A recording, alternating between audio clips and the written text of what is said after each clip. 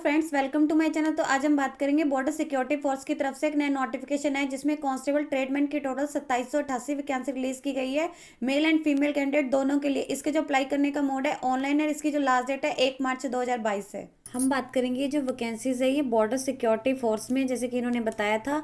यहाँ पे लिखे है कि आपको जो अप्लाई करना होगा ऑनलाइन करना होगा। यहाँ पे देर कौन सी उसकी है, कांस्टेबल ट्रेडमैन की है। मेल एंड फीमेल दोनों अप्लाई कर सकते हैं। बॉर्डर सिक्योरिटी फोर्स में रहेगी for the year of 2021 and 22 के लिए। लिखा है कि आपको जो अप्लाई करना है ऑनलाइन मोड से करना है। Male and female Indian citizen दोनों अप्लाई कर सकते हैं। टोटल जो यहाँ पे नंबर ऑफ वैकेंसीज बता रखी है ये 2788 है। यहाँ पे इन्होंने अलग अलग भी दे रखी है कि मेल कैंडिडेट की 2651 है एंड जो फीमेल कैंडिडेट है उनकी 137 वैकेंसीज है। कांस्टेबल ट्रेडमैन की है। यहाँ पे इनका जो पे स्केल रहेगा 21,700 से लेके 69,100 रुपये तक रहेगा। बाकी अदर अलाउंसेज मिलेंगे जैसे कि उन्हें दिए जाते हैं time to time. In addition ration allowances, medical assistant, free accommodation, free leave pass और जो भी ग्रांटेड किए जाते हैं बीएसएफ एम्प्लॉयज़ को वो उन्हें दिए जाएंगे। देन यहाँ पे देखिए कि state wise trade wise category जो भी है इसके अपेंडिक्स ए एंड बी में दिखाई हुई है। यहाँ पे इन्होंने कुछ इंपॉर्टेंट टॉक्स बताए हुए हैं। लिखे है कि कैंडिडेट जो अप्लाई कर रहे हैं वो ट्रेडमैन एंड बीएसएफ की रिक्वायरमेंट के लिए है। और ऑनलाइन अप्लाई करने से पहले उन्होंने चेक कर लेना है कि जो भी उसमें एजुकेशनल सर्टिफिकेट बताया, एजुकेशनल क्वालिफिकेशन बताई या ट्रेड एक्सपीरियंस बताया या सर्टिफिकेट या एज या physical standard, physical efficiency type test वगैरह जो भी इसने बताया कि वो इन सब चीज़ों को सेटिस्फाई करते हैं या नहीं करते हैं। क्योंकि अगर कहीं पे भी, क्योंकि बीएसएफ ने कहीं पे भी अगर उन्हें लगता है कि हाँ उनका कैंडिडेचर है वो नहीं है तो वो सीधा का सीधा उन्हें कैंसिल कर देंगे। धन क्या है कि कहीं भी उन्हें लगता है कि हाँ वो क्वालिफाई नहीं है तो उन्हें अप्लाई करने की जरूरत नहीं है, अगर कैंडिडेट को खुद ही लगता है। अदरवाइज अगर उन्हें कुछ भी जानकारी चाहिए यहाँ पे उन्होंने वेबसाइट दे रखी है, आप इससे भी जाके चेक कर सकते हैं। और जो लिखा है कि आपका जो इसमें है फर्स्ट आपका फिजिकल स्टैंडर्ड टेस्ट होगा, देन आपका फिजिकल एफिशिएंसी टेस्ट होगा, डॉक्यूमेंटेशन होगी, देन नेक्स्ट आपका ट्रेड टेस्ट होगा, रिटन टेस्ट होगा, देन आपका डिटेल मेडिकल एग्जामिनेशन होगा। और कैंडिडेट जो है एक ही पोस्ट के लिए अप्लाई कर सकते हैं एक ट्रेड में जो भी इन्होंने मेंशन की होगी। और लिखा है कि कभी भी जो भी इन्होंने बताया कि हाँ सिलेक्शन का क्वालिफाई नहीं जो भी उनका होगा वो प्योरली जो है मेरिट बेसिस पे होगा। देन यहाँ पे स्टेट वाइज वगैरह जो भी एडवर्टीजमेंट की इन्होंने लगाया हुआ है। लिखा है कि जब उन्होंने अपना एप्लीकेशन सबमिट कर देना है तो उन्होंने इसका जो है प्रिंट आउट ले लेना है अपने फ्यूचर रिकॉर्ड के लिए। इसके लिए लिखा है कि कैंडिडेट को अपना जब भी वो इसमें करेंगे रजिस्टर करेंगे तो उन्होंने अपना रजिस्ट्रेशन आईडी एंड पासवर्ड जो है उसे सिक्योर कर लेना है जब भी वो उसमें वन टाइम रजिस्ट्रेशन करेंगे, क्योंकि उसे आगे जरूरत पड़ती रहेगी। ओनली ऑनलाइन एप्लीकेशन जो इन्होंने आपने सबमिट करने हैं वो सिर्फ ऑनलाइन मोड से ही करने हैं, अदर कोई मोड इसमें एक्सेप्टेबल नहीं है। और कैंडिडेट को जो भी अपनी इन्फॉर्मेशन भरनी है जैसे इन्होंने बताया जब भी आप इसमें मतलब ऑनलाइन अप्लाई करेंगे जो भी उन्होंने अपनी इन्फॉर्मेशन भरनी है basic information online in the application form उन्होंने करेक्ट भरनी है। जैसे कि कौन सी पोस्ट है, कैंडिडेट का नेम क्या है, फादर नेम क्या है, एड्रेस क्या है, कैटेगरी क्या है, date of birth, marital status में जो जो उसमें दिया होगा ना उन्होंने अपनी जो भी अपनी डिटेल्स वही सही भरनी है। अगर कहीं पे मिसमैच हुआ तो सीधा उनका जो फॉर्म है वो कैंसिल हो सकता है। देन लिखा है कि कैंडिडेट अगर उसमें कोई भी गलत इन्फॉर्मेशन भरेगा तो उसके लिए खुद रिस्पॉन्सिबल होगा। अगर उन्होंने कोई फोटो वगैरह की है तो उनका सीधा कैंडिडेचर कैंसिल कर दिया जाएगा। कैंडिडेट की जो अगर फोटो है वो ब्लर्ड है या उन्होंने सिग्नेचर ऐसे नहीं किया तो अगर उन्होंने इधर नहीं किया तो वो भी सीधा रिजेक्ट कर दिए जाएंगे। और जो कैंडिडेट फिजिकली हैंडीकैप है उन्हें इसके लिए अप्लाई करने की वो इसके लिए मतलब एलिजिबल नहीं है। देन यहाँ पे वही दे रखे है कि अगर कोई पर्सन है वो कहीं गवर्नमेंट सेमी गवर्नमेंट में अप्लाई कर रहा है, जॉब कर रहा है तो उसे अपना एनओसी सर्टिफिकेट प्रोवाइड करना होगा जब भी वो एप्लीकेशन फॉर्म के साथ। और कैंडिडेट को अपना एजुकेशनल सर्टिफिकेट जो है उनका एक्सपीरियंस सर्टिफिकेट अदर डॉक्यूमेंट जो है वो उन्होंने अपने जिस चीज़ के लिए वो क्लेम कर रहे हैं उन्होंने वो अपलोड करने ही करने हैं। देन यहाँ पे वही है कि हाँ कैंडिडेट ने एक बार चेक कर लेना है कि हाँ उनका जो भी है इन्फॉर्मेशन है उन्होंने सही भरी है नहीं भरी है। कैंडिडेट के जो एडमिट कार्ड वगैरह होंगे या तो वो उन्हें बाय ईमेल एड्रेस दिए जाएंगे या फिर मोबाइल नंबर के थ्रू दिए जाएंगे। तो इसलिए उन्होंने कहा है कि आपने जो भी अपनी इन्फॉर्मेशन उसमें भरनी है यानी कि अपनी ईमेल आईडी भरनी है वो एक्टिव होनी चाहिए, मोबाइल नंबर है वो एक्टिव होना चाहिए। उन्होंने इंश्योर कर लेना है कि वो एक्टिव है नहीं है। अगर कहीं पे भी अगर कोई टेक्निकल इशू आ जाता है तो उसके लिए बीएसएफ रिस्पॉन्सिबल नहीं होगा। देन ये कैंडिडेट को अपना जो एग्जामिनेशन सेंटर है उसे सिर्फ एक ही करना है, चूज करना है, वो अपनी चॉइस का कर सकते हैं। और इसके अलावा जो है अगर कोई भी अगर बीएसएफ चाहे तो अगर कुछ भी ऐसा कुछ आता है तो वो इनको जो है चेंज भी कर सकता है। देन यही है कि कैंडिडेट ने मतलब अपना देख लेना है उनको जो भी है, जो भी कैंडिडेट इसके लिए सिलेक्ट होंगे उन्हें new instruction defined contributory pension scheme जो है अवेलेबल रहेगी जिस जब भी उन्हें मतलब सिलेक्शन होगी। इसके अलावा जो कैंडिडेट है वो कैटेगरी के लिए क्लेम कर रहे हैं तो उन्हें अपना सर्टिफिकेट डिपॉजिट करवाना होगा। और जो mobile phone and other electronic gadgets है वो आपके एग्जामिनेशन सेंटर में मतलब अलाउड नहीं किए जाएंगे। और आपका जो है बायोमेट्रिक मेथड के द्वारा ही वहाँ पे होगा। जैसे आपके एडजस्ट बायो मेथड तो यूज़ किया जाएगा ऑल स्टेजेस पे रिक्वायरमेंट के in the absence of computer. आपकी जो भी चेक करने के लिए कंप्यूटर बेस्ड बायोमेट्रिक इक्विपमेंट के द्वारा थंब इंप्रेशन वगैरह होंगे, आपका डिजिटल फोटो होगा and any specify identification mark होगा। देन यहाँ पे लिखा है कि आपका जो रिटर्न होगा वो ओमेर बेस्ड होगा आंसर शीट में, और लिखे कि ओमेर रिजेक्ट कर दी जाएगी। मैंडेटरी फील्ड है वो आपने जो भी उसमें रहेंगे, अगर आपने उसमें कोई भी गलत भरा है तो आपने अपनी जो डिटेल भरनी है वो सही भरनी है। और आपका जो रिटर्न एग्जामिनेशन होगा Hindi and English by language 2 languages में होगा। Selected candidate will be govern by BSF act and rules के द्वारा। जो भी कैंडिडेट है जो भी इसके द्वारा सिलेक्ट होंगे उन्हें बीएसएफ में कहीं भी पोस्टेड किया जा सकता है एज पर द जैसे कि बॉर्डर सिक्योरिटी फोर्स की ट्रांसफर पॉलिसी के अकॉर्डिंग। देन ये लिखा है कि कैंडिडेट को अपना जो है एक set photo bearing identity proof जरूर, जिसपे उनकी एक फोटो हो वो वाला उन्होंने आइडेंटिटी प्रूफ अपने साथ कैरी करना है, जैसे कि Aadhaar card, voter card, driving licence या आइडेंटिटी कार्ड इशूड बाय कोई यूनिवर्सिटी या कॉलेज के द्वारा हुआ है, वो अपना उन्होंने लेके ही आना है कहीं पे भी सिलेक्शन बोर्ड जब भी वो सिलेक्शन के लिए आएंगे, ताकि उससे वो जो उनकी आइडेंटिटी को वैलिडेट कर सकें। इसके अलावा लिखा है कि कौन कौन से डॉक्यूमेंट आपने जो है अपलोड करने हैं। यहाँ पे उन्होंने लिस्ट दे रखी है। फर्स्ट आपका रहेगा 10th का सर्टिफिकेट रहेगा, जिस जो आपका एक तो आपका काम आ जाएगा वो डेट ऑफ बर्थ के प्रूफ के लिए कि हाँ, और दूसरा आपके एजुकेशन के प्रूफ के लिए वही हो जाएगा। देन नेक्स्ट आपका एक्सपीरियंस आ जाएगा जिस भी ट्रेड के लिए आप वहाँ पे अप्लाई कर रहे हैं। नेक्स्ट आपका डोमिसाइल आ जाएगा, आप जिस भी स्टेट के रह रहे हैं रिस्पेक्टिव स्टेट के। देन अगर आप किसी कैटेगरी में क्लेम कर रहे हैं तो आपका कैटेगरी सर्टिफिकेट आ जाएगा। रिलैक्सेशन अगर आप किसी के लिए कर रहे हैं तो आपका वो सर्टिफिकेट आ जाएगा। यहाँ पे इन्होंने एग्जामिनेशन फीस एंड आपका पेमेंट ऑफ मोड दे रखे कि जो आपने अपनी एग्जामिनेशन फी है वो कैसे पे करनी है। कैंडिडेट लिखा है कि जो अनरिजर्व कैटेगरी यानी जर्नल या EWS category economic weaker section से या फिर ओबीसी से बिलोंग करते हैं, उन्हें 100 रुपीज पे करनी है एज एग्जामिनेशन फी। यहाँ पे इन्होंने मोड दे रखे हैं कौन कौन से हैं। फर्स्ट इन्होंने दे रखे हैं net banking of any bank, किसी भी बैंक की नेट बैंकिंग से कर सकते हैं, किसी बैंक के क्रेडिट या डेबिट कार्ड से भी कर सकते हैं। इसके अलावा सीएससी सेंटर, जो भी आपका नियरेस्ट ऑथराइज सीएससी सेंटर है, आप वहाँ पे जाके भी ऑनलाइन फीस पे कर सकते हैं। और किन किन कैंडिडेट को फीस पे नहीं करनी, वुमेन कैंडिडेट को, जो वुमेन फीमेल कैंडिडेट हैं, और इसके अलावा जो कैंडिडेट है एससी कैटेगरी से या एसटी कैटेगरी से या बीएसएफ सर्विंग पर्सन या एक्स सर्विस मैन है, उन्हें कोई भी फीस पे नहीं करनी है। और आपको जो अपनी फीस पे करनी है वो सिर्फ ऑनलाइन मोड से करनी है, किसी अदर मोड से नहीं करनी है, अदरवाइज एक्सेप्ट नहीं की जाएगी। अगर आपने एक बार अपनी फीस पे कर दी है तो उसे रिफंड नहीं किया जा सकता किसी भी सर्कमस्टांसिस में। In case of non receipt of application fee, तो उनका जो फॉर्म है अगर उन्होंने अपनी एप्लीकेशन फीस नहीं पे की है, जो इन्होंने बताया कि कैटेगरीज को फी पे करनी है, तो उनका जो फॉर्म है सीधा का सीधा रिजेक्ट कर दिया जाएगा, यानी एक्सेप्ट नहीं किया जाएगा। यहाँ पे इन्होंने रिक्वायरमेंट एजेंसी सेंटर बता रखी है एग्जामिनेशन के लिए, आप नियर बाय चेक कर सकते हैं कौन कौन सा रहेगा। जैसे यहाँ पे JNK एंड लद्दाख का दिया हुआ है, आप यहाँ पे देख सकते हैं इनका एड्रेस ये रहेगा एंड रिस्पॉन्सिबिलिटी इनकी रहेगी। यहाँ पे इन्होंने स्टेट वाइज दे रखे हैं candidate for the conduct to the first and second phase में चेंज। उनके जो अगर वो फर्स्ट है उन्होंने अपना देख लेना है कि वो कौन सा एग्जामिनेशन मतलब सिलेक्ट करना चाहते हैं, किसी एक को भी कर सकते हैं। यहाँ पे उन्होंने इसका एलिजिबिलिटी क्राइटेरिया एंड कंडीशन दे रखी है। जो भी कैंडिडेट मतलब इसके लिए अप्लाई कर रहे हैं उनकी जो मिनिमम क्वालिफिकेशन है मैट्रिकुलेशन या उसके इक्विवेलेंट कोई भी स्टडी होनी चाहिए किसी भी रिकॉग्नाइज्ड बोर्ड से। उसके अलावा प्लस इन्होंने दे रखा है या तो आपके पास 2 इयर्स का वर्किंग एक्सपीरियंस होना चाहिए इन द रेलिवेंट ट्रेड, जो भी आप ट्रेड में कर रहे हैं, या फिर 1 ईयर का certificate course from industrial training institute से and vocational institute with at least 1 year experience in the trade. यहाँ पे इन्होंने 2 मैट्रिकुलेशन तो चाहिए ही चाहिए, प्लस आपको ये लिखा है कि या तो 2 ईयर का एक्सपीरियंस होगा या फिर लिखा है कि 1 year certificate course from ITI से प्लस आपका 1 ईयर का एक्सपीरियंस होना चाहिए इन द ट्रेड, या फिर लिखा है कि 2 ईयर का diploma from industrial ITI in the trade off similar trade, उसके इक्वल कोई भी ट्रेड हो। तो इन्होंने यहाँ पे 3 दे रखी है, इनमें से अगर आपको कोई लगता है तो आप अप्लाई कर सकते हैं। देन लिखा है कि एजुकेशनल जो आपकी एजुकेशनल सर्टिफिकेट है, अगर आपने अदर देन स्टेट बोर्ड या central board should be accompanied with the central, अगर सच जो भी उनका जो है वेरीफाई किया जाएगा कि हाँ वो इक्वल है या नहीं है। देन एज दे रखी है 18 से 23 साल के जो कैंडिडेट अप्लाई कर सकते हैं, उनकी जो एज काउंट की जाएगी 1 अगस्त 2021 तक काउंट की जाएगी। और बाकी जो रिलैक्सेशन है वो कैटेगरी वाइज इन्होंने नीचे मेंशन किया हुआ है, जैसे SC ST वालों के लिए अप टू 5 ईयर्स की है, अदर बैकवर्ड क्लास वालों के लिए अप टू 3 ईयर्स की है, और जो जम्मू एंड कश्मीर से बिलोंग करते हैं उन्हें अप टू 5 ईयर्स की रहेगी।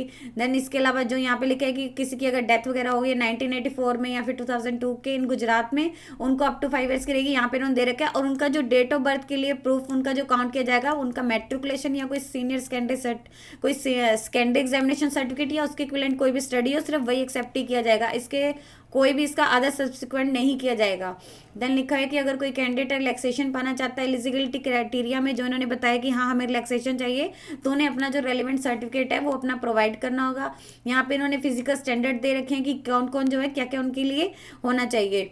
यहाँ पे लिखा है कि मेल कैंडिडेट की जो यहाँ पे एसटी से बिलोंग करते हैं, यहाँ पे इन्होंने बता रखे हैं, या ये कैटेगरी जैसे इन्होंने दी हुई है इससे बिलोंग करते हैं, तो उनकी जो हाइट है 162.5 सेंटीमीटर होनी चाहिए, और जो उनकी चेस्ट है 76 होनी चाहिए, और एक्सपेंड करके 81 सेंटीमीटर होनी चाहिए, और जो उनका वेट है वो एज पर जैसे उनकी हाइट है उसके अकॉर्डिंग होना चाहिए।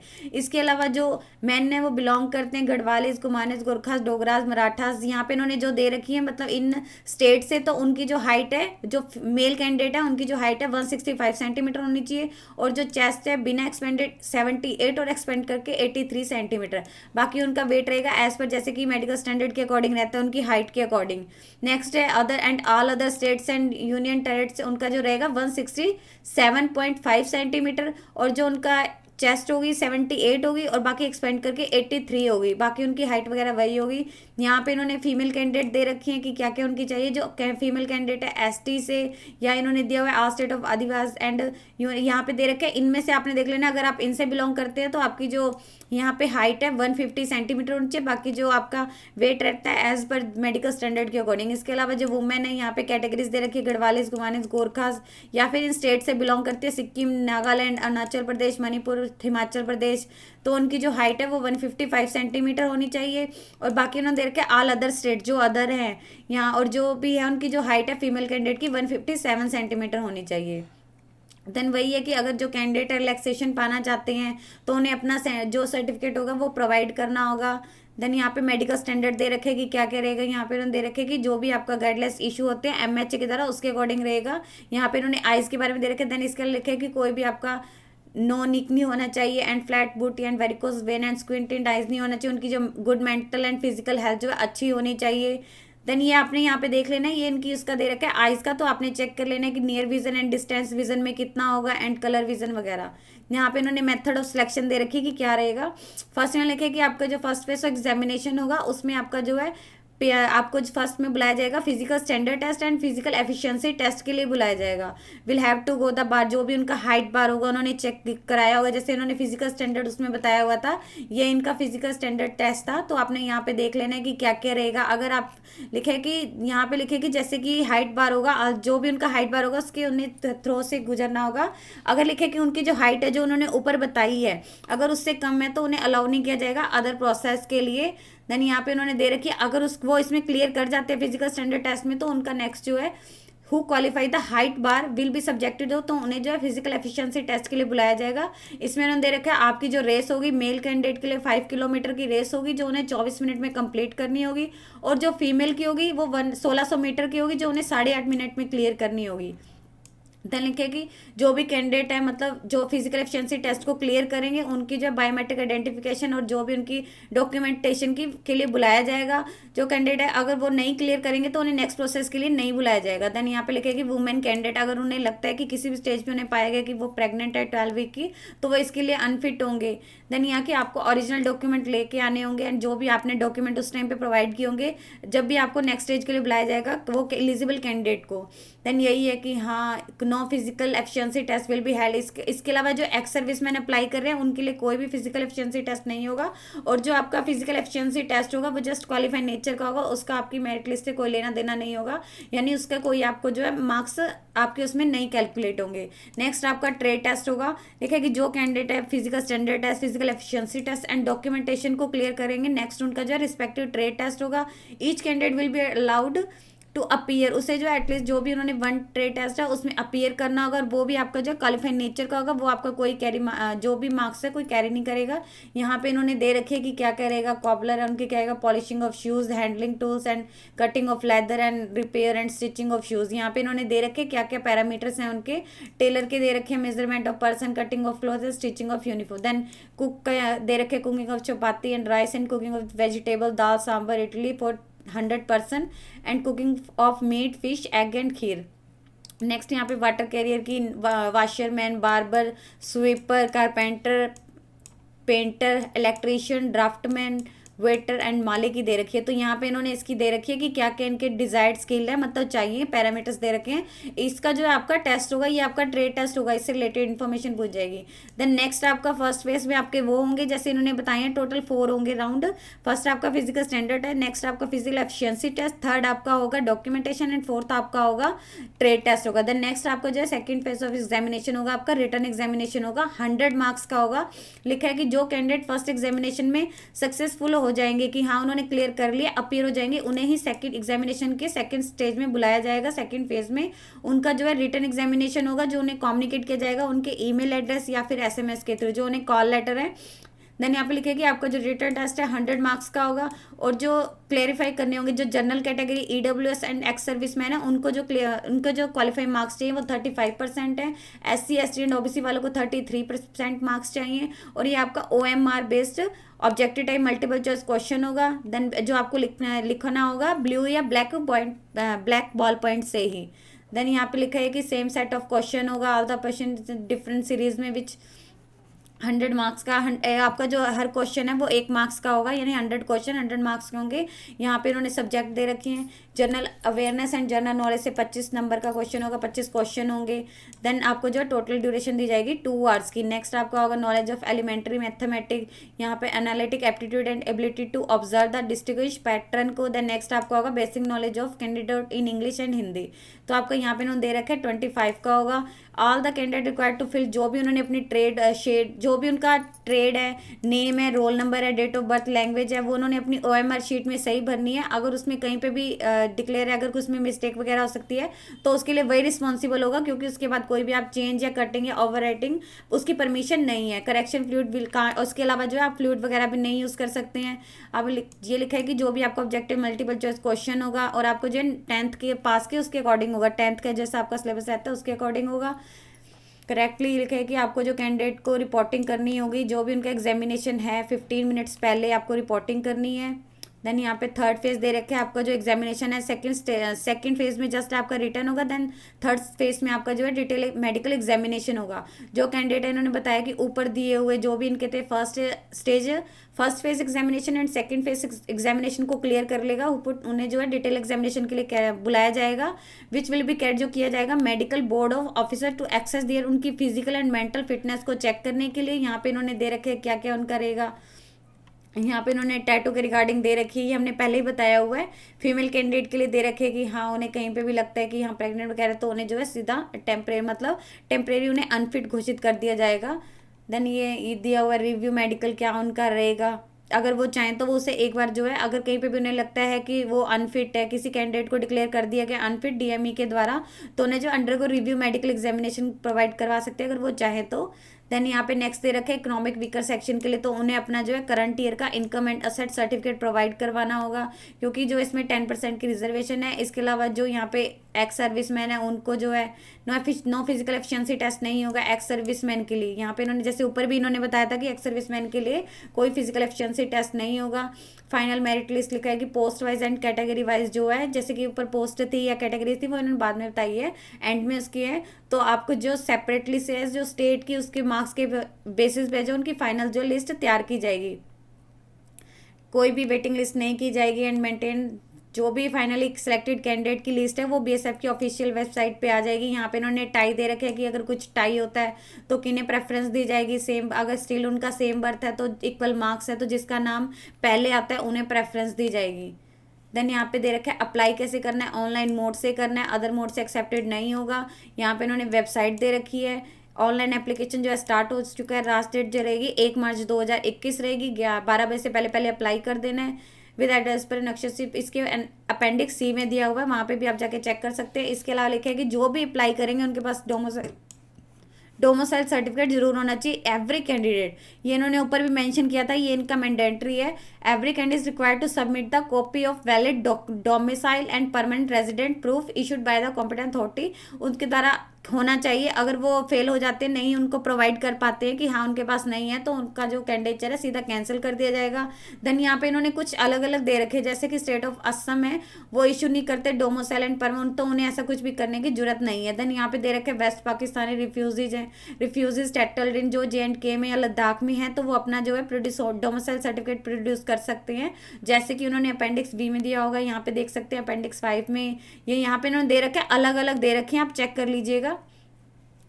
यहाँ पे दे रखे हैं कि domicile submitted by the candidate should be valid होना चाहिए एप्लीकेशन फॉर्म के सबमिट होने पर, वो उनका वैलिड यानी कई बार एक्सपायर हो जाते हैं, तो आपने चेक कर लेना कि है या नहीं है। देन एक्सपीरियंस सर्टिफिकेट दे रखा है, या देखिए जो भी ये पोस्ट इन्होंने बताइए प्योरली स्किल्ड बेसिस पे है, तो इसलिए उनका अपना जो है सर्टिफिकेट वगैरह जो भी उनके जो इन्होंने एक्सपीरियंस वगैरह मांगा है या अपना ट्रेड सर्टिफिकेट है वो इसमें जरूर अपना जो है सबमिट करें। यहाँ पे इन्होंने जर्नल इंस्ट्रक्शंस दे रखी है, वो आपने एक बार रीड कर लेने कि हाँ आपको जो अगर अनफिट पाया जाता है, इलिजिबल है फॉर द सर्विस इन यानी कि सिलेक्शन के बाद, तो उसकी जो सर्विस है वो टर्मिनेट कर दिया जाएगा बिना किसी रीज़न के।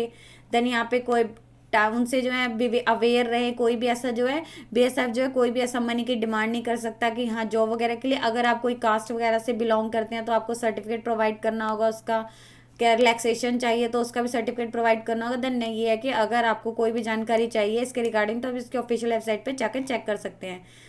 देन यहाँ पे इन्होंने दे रखी है कि इंस्ट्रक्शंस की हाँ वन टाइम जो आपको जब भी इसके लिए अप्लाई करना है तो फर्स्ट आपका वन टाइम OTR होगी यानी वन टाइम रजिस्ट्रेशन होगी। देन आपने अपना ऑनलाइन एप्लीकेशन फिल करना है। देन नेक्स्ट आपका आ जाएगा आपने पेमेंट फीस कर अपनी जो फीस है वो पे करनी है। लिखेगी वन टाइम रजिस्ट्रेशन आएगी, उसमें कैंडिडेट को अपना नेम, मोबाइल नंबर, ईमेल वगैरह भरने हैं, तो उनको जो एक रजिस्ट्रेशन ID एंड पासवर्ड आ जाएगा वो उन्होंने सिक्योर कर लेना है, क्योंकि वो उन्हें एंटायर प्रोसेस के दौरान पूरा काम आएगा।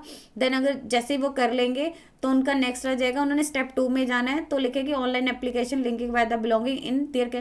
देन लिखेगी requirement to the person apply here में करना है, वहाँ पे उन्होंने अपनी जो भी लॉगिन ID होगी वो उन्होंने अपना भर देनी है, वहाँ पे जो भी उनकी डिटेल्स आएंगी वो उन्होंने कंप्लीटली भर देनी है।